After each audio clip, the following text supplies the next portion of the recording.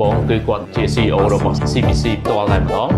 ហើយគាត់នឹងបង្ហើបមកអូយគំនិតល្អមែនតើបាទជាពិសេសគឺសំខាន់ណាស់សម្រាប់បងប្អូនដែលយកកម្ចីបាទជាពិសេសគឺកម្ចីពីធនាគារ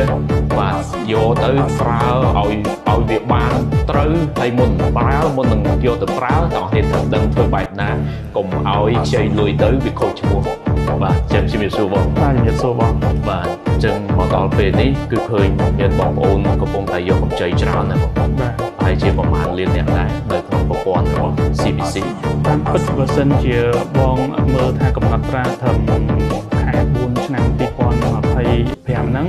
យើងមានអតិថិជនដែលគាត់កំពុងទៅប្រើប្រាស់អនុទានស្រុកនៅក្នុងទីផ្សាររបស់យើងមានប្រហែលជាខ្ទង់5លាននាក់ហើយបងណាបាទភាគច្រើនគឺពួកគាត់យកកម្ចីយកទៅធ្វើអីក្នុងចំណោម5លាននាក់ហ្នឹងយើងអាចនិយាយបានថា